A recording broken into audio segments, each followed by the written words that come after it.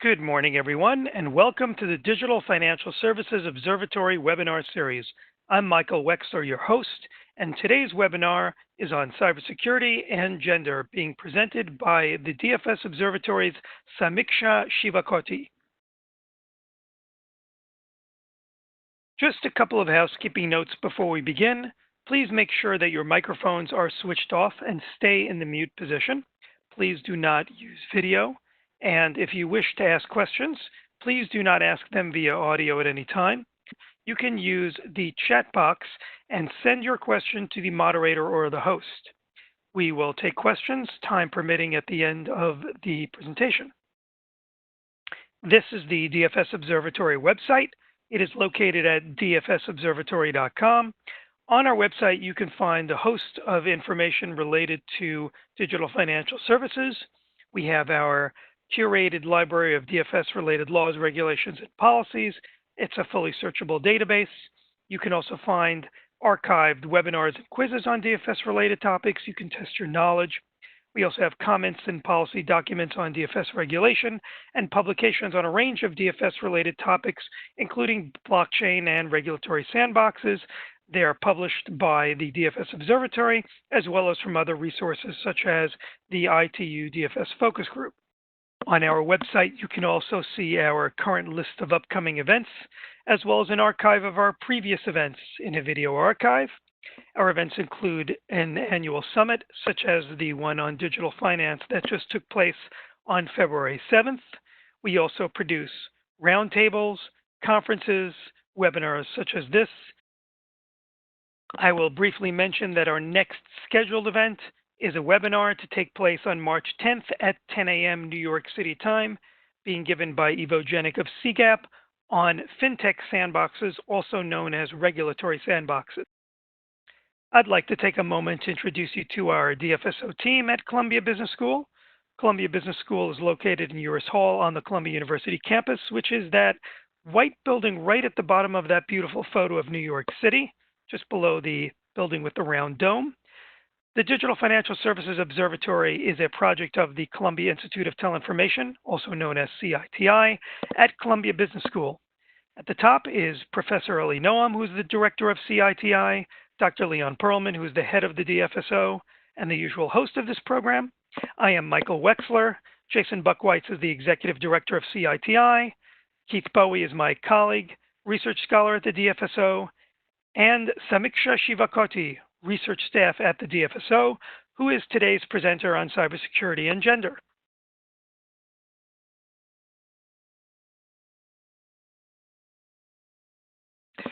I'd like to take another brief moment just to let you know about our next physical event taking place on Columbia University campus.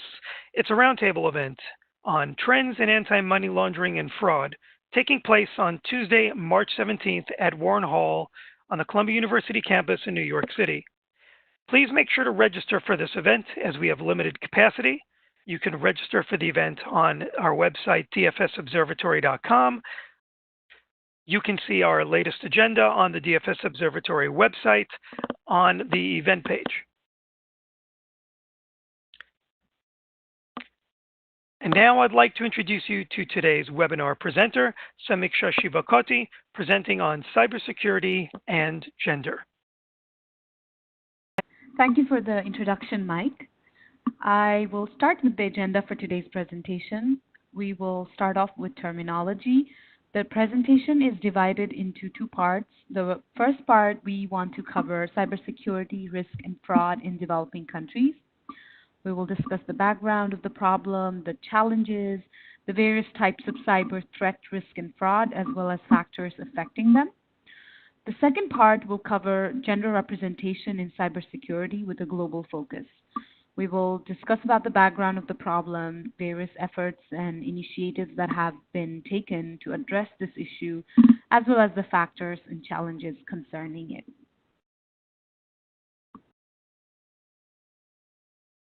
Let's start off with the terminology. Cybersecurity is the state of being protected against the criminal or unauthorized use of electronic data or the measures taken to achieve this. We are limiting our scope to the digital financial services sector. Risk is the exposure to harm or loss resulting from breaches of or attacks on information systems within DFS. Fraud is the deliberate deception for unfair or unlawful gain that occurs online or within various other forms of digital financial services. So essentially, we want to emphasize on the DFS sector.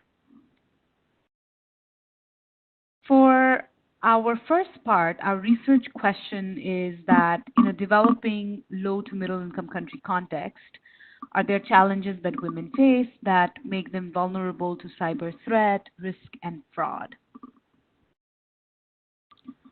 Cyber attacks that threaten financial inclusion can be broadly classified into four major types. Social engineering is deception or psychological manipulation of people into performing actions or divulging confidential information. The frequent victims of social engineering are those who are new to DFS, who lack or have limited familiarity with digital fraud or various types of frauds as such. Data breaches is the release of private confidential information without proper adequate authorization. It can occur through social engineering, phishing, and malware. External attackers repetitively they attempt to access, disclose, or use critical information that can be readily monetized. System outages are another kind of cyber attack that can threaten financial inclusion. For example, distributed denial of service, DDoS. Here I would like to bring into light an example from Kenya. So in 2017, in Kenya, a system outage left customers without access to their savings and loan products for 5 days. So in this instance, once the system outage was resolved, there were reports of inconsistencies in customer account balances. In fact, system outages have at times acted as a cover-up for fraudulent activities during the outage. Denial of service attacks brought about by external threat sources are another leading cause of such outages. Third-party threats can include third-party provision of services, mobile network, information technology, and data storage solutions. And attackers may be bad actors employed by service providers or other bad actors exploiting weak practices at service providers.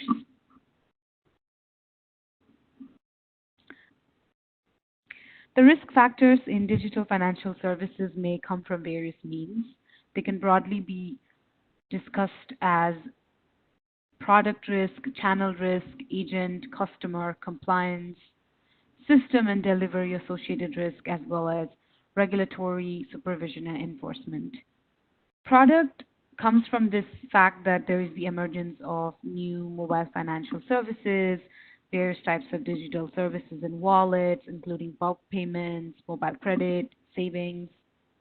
Channel arises from the widespread use of mobile phones, which includes many new customers or very less experienced customers that use this channel. Agent associated risk arises from the fact that there are so many different types of agent networks and there is lack of effective monitoring mechanisms in how these agents operate. Customer and compliance challenges are faced by financial institutions to ensure KYC, which is the Know Your Customer due diligence, and how to track criminal activities like money laundering. So these kind of challenges faced by financial institutions are also risk factors in digital financial services. Regulatory supervision and enforcement comes from this fact that there is lack of strong, effective regulations, lots of unlicensed agents and money transfer agencies operating in various parts of the developing world. And the challenges is that bringing all of these institutions and different third parties and various kinds of agent networks into the regulatory supervision and enforcement framework poses a massive challenge across the developing world in particular.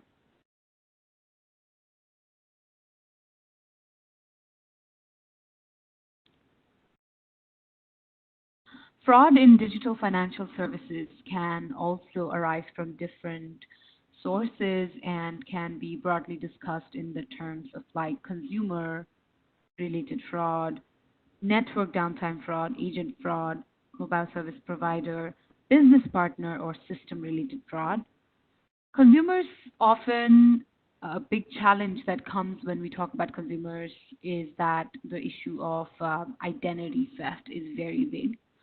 SIM swap is when a subscriber's mobile station international subscriber directory number, NSISDN, is transferred from its current SIM card to a different SIM card without the subscriber's knowledge or consent. Phishing and social engineering scams, false promotions, provider impersonation by bad actors are all associated with identity theft. Network downtime frauds may be one example can be no real-time verification where there's challenges with SIM swaps, over-the-counter transactions. All of these can come under network downtime frauds. Agent fraud, an example of this type of fraud is when there is misuse of PIN numbers, or over-the-counter transaction fraud happens when overcharging of services happens by agent to a consumer who is not very comfortable or not very familiar with the type of product or services they're using, or they may just get charged for services that are typically free. Mobile service provider, business partner, and system related fraud are various other kinds of fraud which also come under different types of fraud that can happen in the digital financial services sector.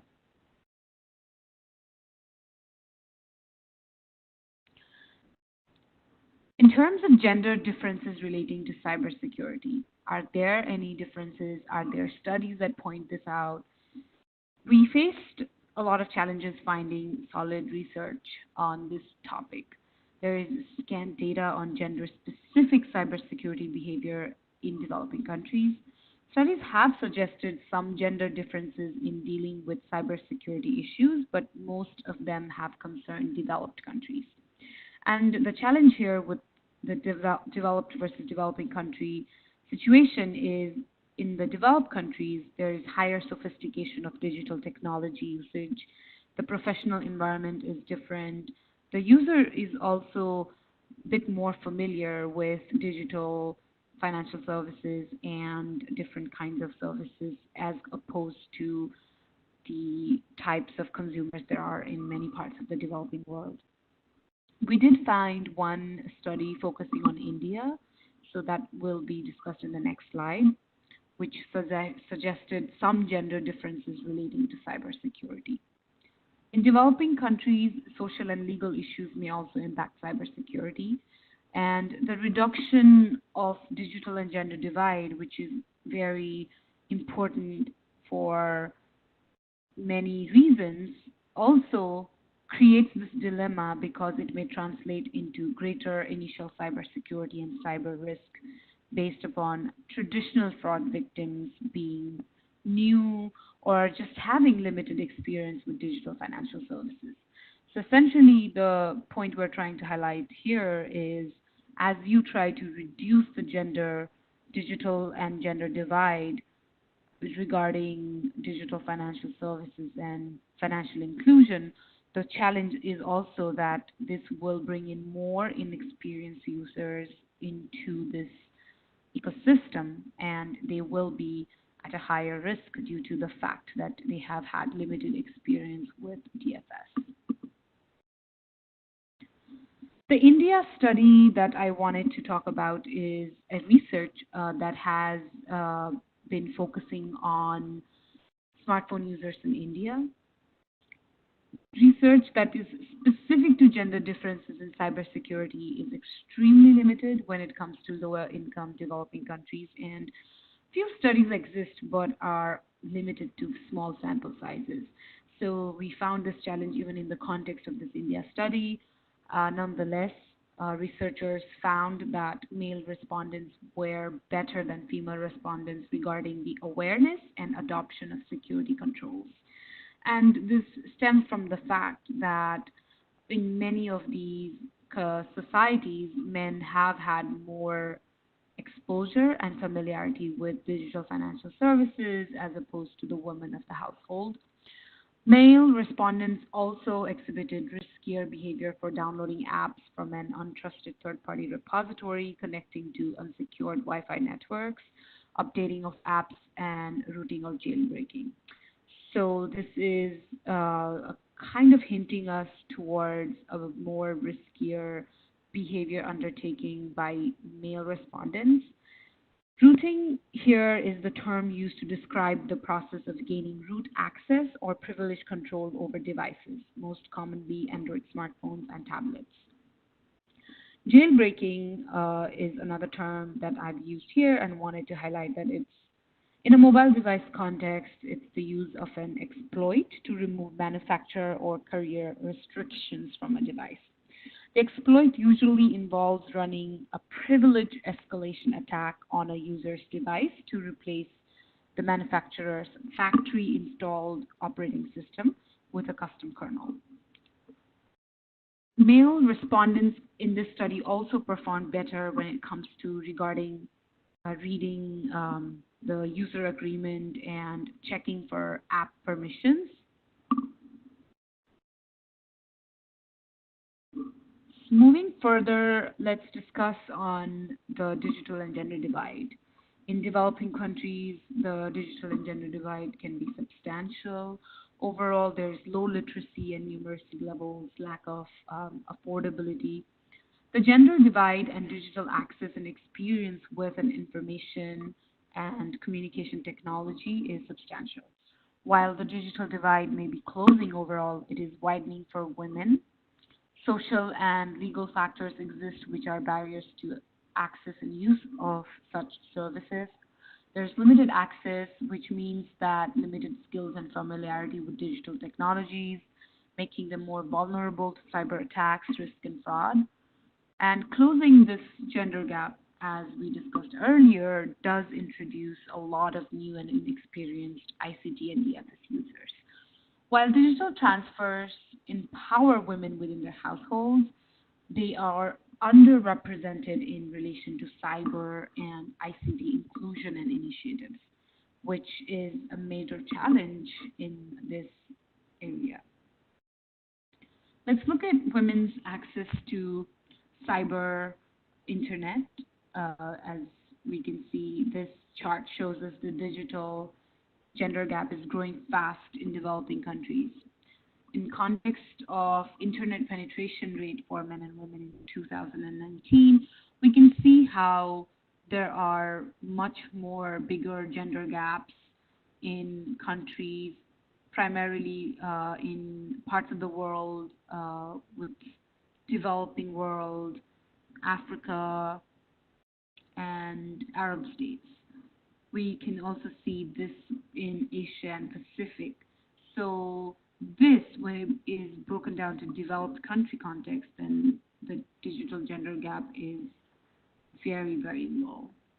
As you can see, it's between 86% for female and 87% for male. So it's quite not as much of a stark difference when we have to talk about in the context of continents like Africa, where it is 33% for male versus 22% for females. The internet user gender gap is widening significantly in developing and least developed countries.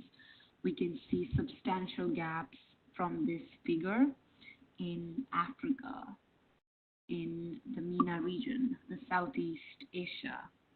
The developed country context is again much better, although we can still see the gender gap exists, and we can see this in comparison to 2013 versus 2019 for various parts of the world.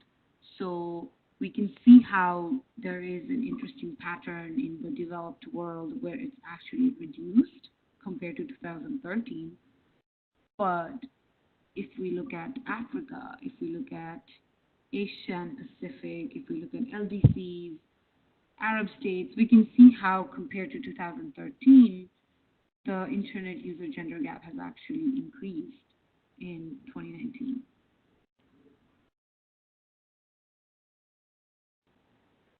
Let's now move on to factors that affect or create this limitation in access to the internet and digital financial services. Limited mobile ownership and internet usage is a major factor.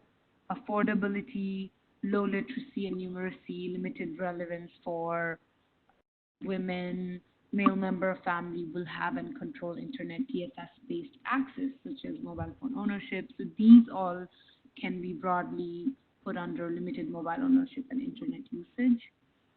Another important thing that many women have responded as saying as a reason for not having a financial account was that the primary reason for both gender was lack of sufficient funds. But when it came down to gender, then we saw that the women partners depend more on their male partners' access to bank account and DFS services. Women are far more likely to report distance as a barrier. Women also are more likely to report a lack of trust.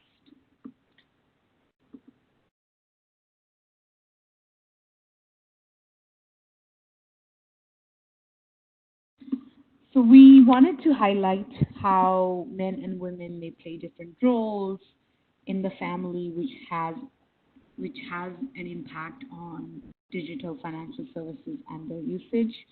It helps us to understand the dynamics of factors in play, which might explain for the gender disparity and technology gap which exists.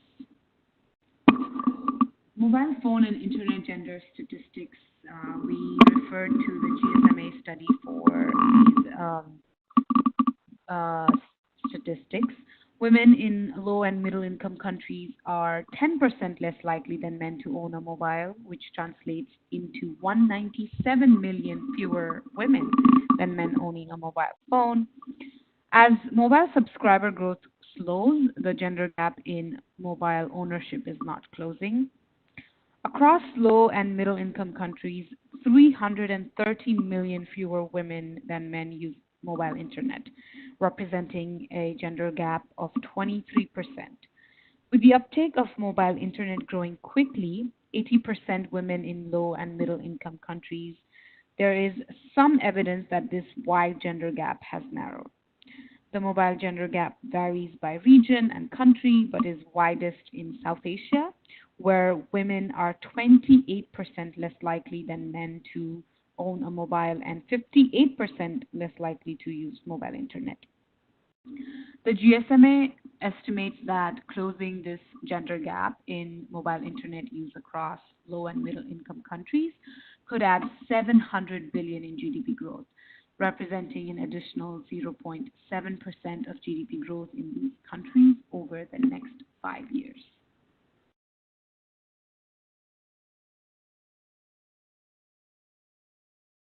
Women face various types of social, cultural, legal, and systematic barriers to ICT and DFS. As we mentioned before, family, societal, gender roles in Africa, Southeast Asia, South Asia are some of the common studies that have come out from various organizations such as the World Bank and CGAP, as well as the GSMA, which are highlighting this fact that women may rely on husbands to hold and manage accounts. 34% of respondents in South Asia have stated they don't have an account because someone in the family has an account. There are cultural norms which also pose significant challenges and barriers to women's access to ICT and DFS. For instance, in Egypt, in some villages, tradition does not allow for women to travel to work, although they may be able to work at home. Hence, they may lack the experience with DFS and online tools in general. There is also this preference for female agents in different parts of the world, specifically in the developing country context. However, there is a dearth of female agents as a DFS is primarily male dominated by male agents. who are not as much of a preference when it comes to women customers. There's also this problem of lack of women in the cybersecurity space to bring diverse, gender specific policy and solutions to address gender specific issues. Legal barrier also exists. For instance, women more often lack ID documents needed to open formal accounts. An estimated 2 billion people worldwide in 2014 did not have any formal identification document, disproportionately women. Some countries still do not have gender neutral law regarding this issue.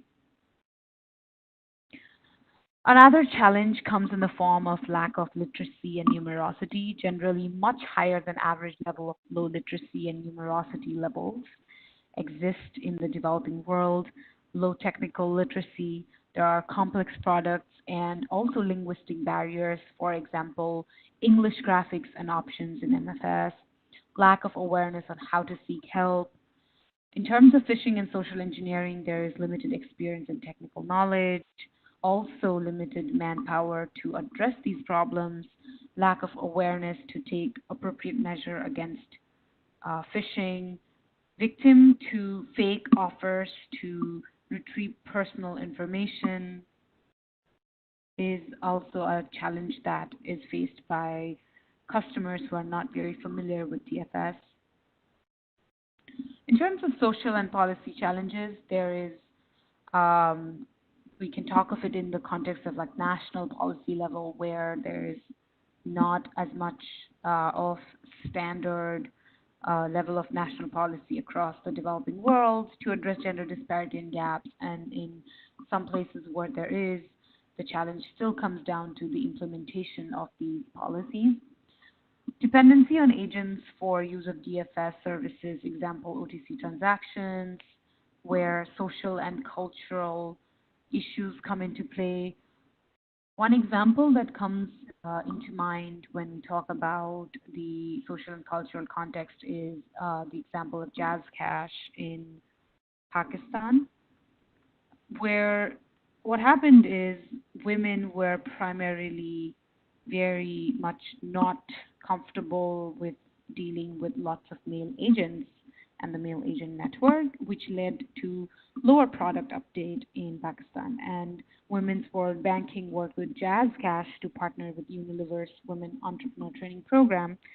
And they leveraged each company's core competencies to increase value for their products and drive financial inclusion for low-income women in Pakistan. The primary focus was to have more women in the agent framework, which really helped uptake the DFS services. And so this kind of gives us an example of how women-centric solutions are very important when it comes to addressing gender gaps in cybersecurity and gender gaps in just the digital financial divide as well. Agents can exploit women by overcharging fees, misusing of PINs. So misusing PINs is another issue that was highlighted in various case studies in a Bangladesh study, where several stories of women being overcharged or just not being aware that they shouldn't give their PINs to their agents was reported. Women also face safety issues in the context of being higher targets for harassment, because if they share their personal information or their phone numbers, which is very important often in many of these account opening or trying to use DFS or MFS services, having a mobile number, but then sharing that with a male agent can often lead to women being targets of harassment. These issues were also documented in the forms of case studies that were in country-specific studies on this topic.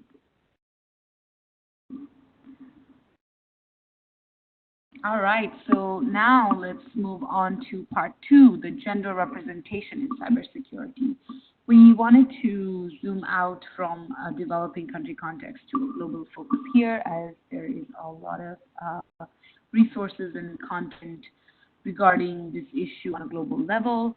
Globally, what is the gender representation in the cybersecurity workforce, and what are the reasons for any disparity that exists?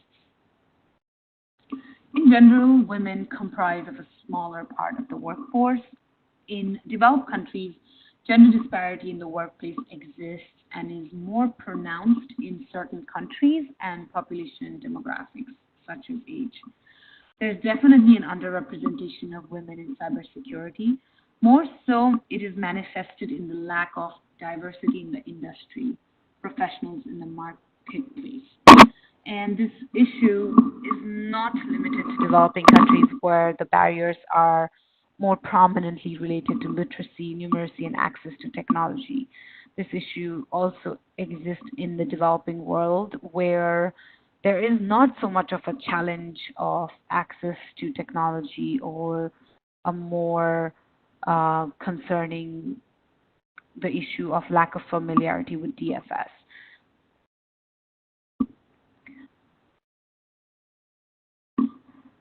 Studies regarding this topic are very varied and the reporting methodologies are not equivalent. Seminal 2013 Frost and Sullivan study has shown that women comprise of 11% of the global cybersecurity workforce. A collaboration study, now the biennial Global Information Security Workforce Study, done by ISC2, the International Information System Security Certification Consortium, reported 11% in 2017, but 24% in 2019. However, they also mentioned that they used improved and more accurate methodology and that was adjusted to be more inclusive of women with actual cybersecurity responsibilities at least 25% of their work time. So between these two studies, we see an increase in the percentage of women in cybersecurity, but that also exists that challenge that these two studies have used a little bit varied methodology and updated method definitely makes it hard to compare for sure. Women comprise of 19% of cybersecurity specialists. The Global Gender Gap Report of 2020 from the World Economic Forum reported that just in the context of Australia, 30% of AST's Cyber and Information Security Division workforce, which is the largest within ACSC, are women.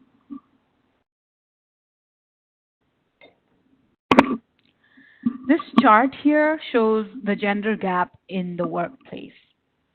The share of population aged 15 to 64 participating in the labor force by gender.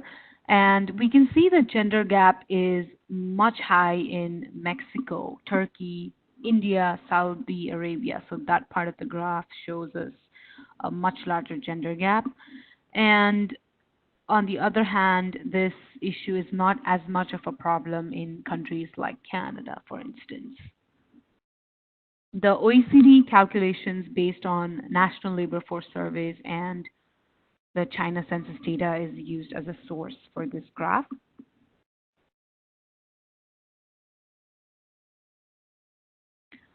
When it comes to the digital gender divide, we also wanted to mention about, in general, what is the gender gap in the labor force and what steps are being taken to address the gender gap in labor force in itself.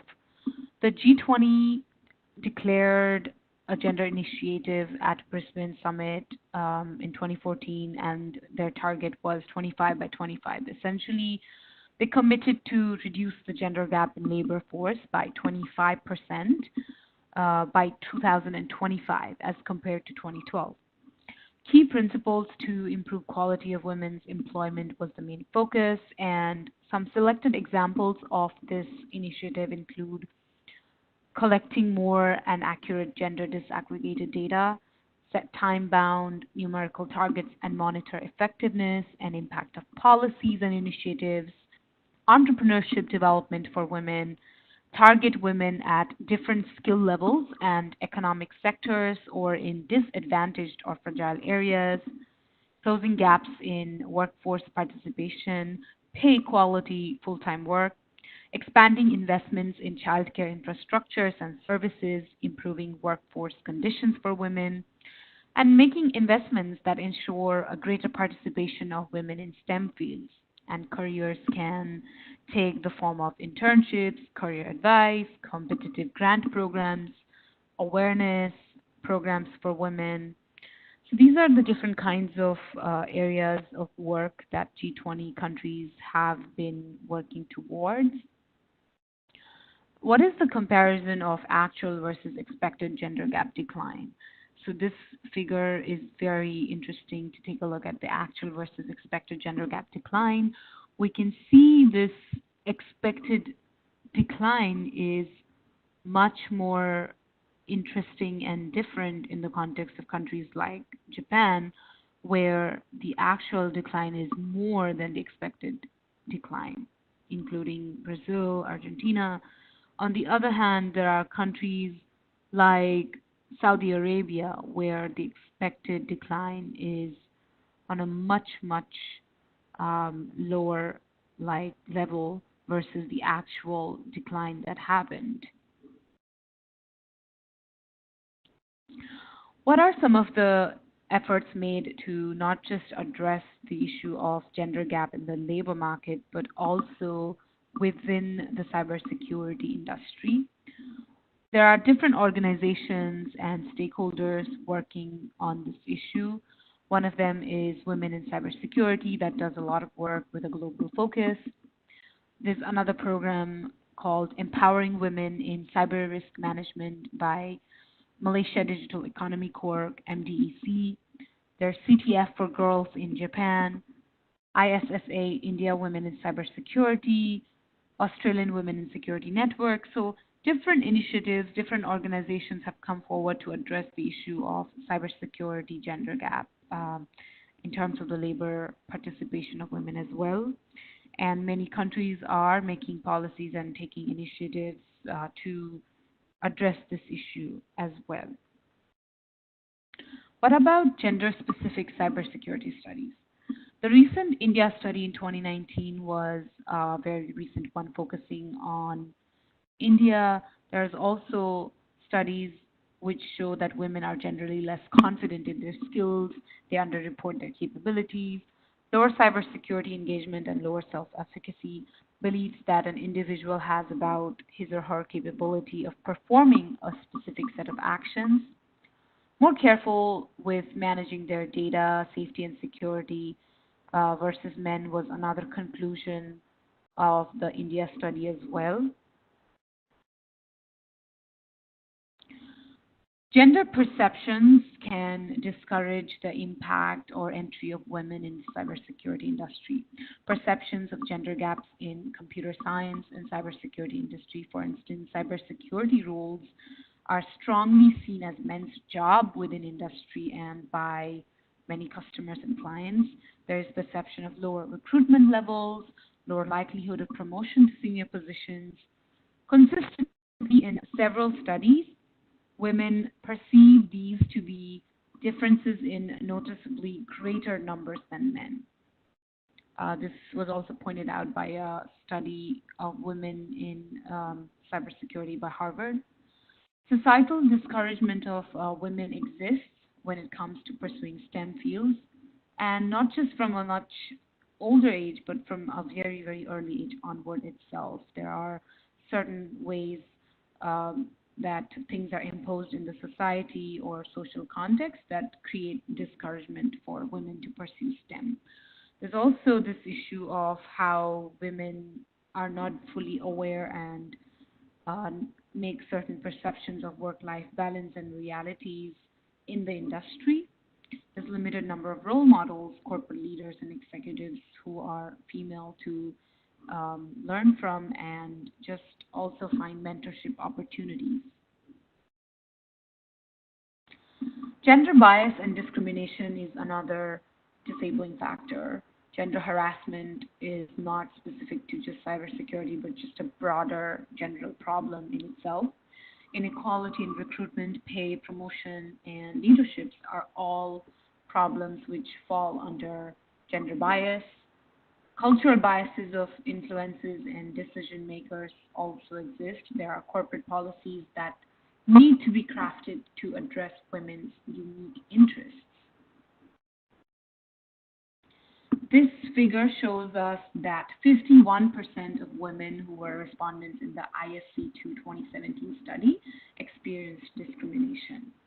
In terms of forms of discrimination which are faced by women in cybersecurity globally, we can see that 87% reported unconscious discrimination, 53% reported unexplained denial or delay in career advancement, 29% respondents said exaggerated highlighting of their mistakes, errors, or occurrences, 22% reported tokenism, and 19% reported overt discrimination. There's also difference in perception of gender confidence levels. This lack of confidence generally lower self-assessment and self-efficacy levels. Women are consistently rating themselves lower on tests, including lower perceptions of their skills, and have exhibited less confidence than male counterparts in several studies. Women have less years of actual work experience than male counterparts. However, this is changing over time. Women also have more education background degrees than male counterparts, which is interesting, and women are exhibiting longer tenured positions and gradually becoming higher ranking executives as time moves on. So the takeaway here is that change is occurring, but a full impact or a much greater impact is going to take more time. We can see that overall women have been improving their number of average years in the roles of cybersecurity related, IT related roles, cybersecurity initiatives. Overall, they are still not on par with men in terms of the average number of years in roles, but they are catching up. What's the gender diversity at leading tech companies? Let's take a look. So when compared to 2014 versus 2019, we can see that the gender diversity has improved in all the four major tech companies, Apple, Facebook, Google, as well as Microsoft. So this is definitely a sign of progress and improvement in this sector. But that being said, there is massive gender imbalance, as we can clearly see from this chart. It's still a long way to go for addressing the issue of gender diversity at leading, not just leading tech companies, but also in the whole tech industry. This is the representation of the workforce across disciplines from the Global Gender Gap Report from the World Economic Forum, and it's very recent. It's from 2020.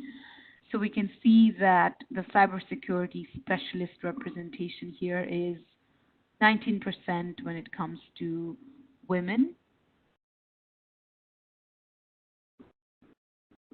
The most impact has been seen among young professionals. We can see younger women experiencing less pay inequity when compared across different types of generation. So this figure shows us how much of pay inequity exists, and we can see that millennials face much lesser when it comes to in comparison with Generation X and the baby boomers. So we can see that this is a positive sign of progress in terms of gender disparity in the tech industry. With that, I would like to thank you all for attending our webinar. I hope it was helpful to get a better understanding on the current state of gender issues in developing countries pertaining to digital financial services, the challenges faced, progress made in the cybersecurity and risk space, as well as the discussion on the gender representation in the marketplace, more closely focusing on the global cybersecurity industry. If you have any questions, comments, or suggestions, please reach out to me in my email address provided. You can also visit us at dfsobservatory.com. We will be working on a paper concerning cyber and gender issues in the future and would love to get your feedback for that as well. Thank you so much for your time. Thank you, Samikshya, for your comprehensive presentation. Once again, I'd like to take just a moment to remind you of our next upcoming event taking place on the Columbia University campus is a roundtable event on trends in anti-money laundering and fraud taking place on Tuesday, March 17th at Warren Hall in New York City on the Columbia University campus. Again, please make sure that you register at dfsobservatory.com because space is limited. And this takes us to the end of our DFSO webinar on cybersecurity and gender. I'm Michael Wexler in New York City at Columbia Business School, wishing all of you, wherever you are in the world, a good morning, good afternoon, or good evening, and looking forward to you joining us for our next event.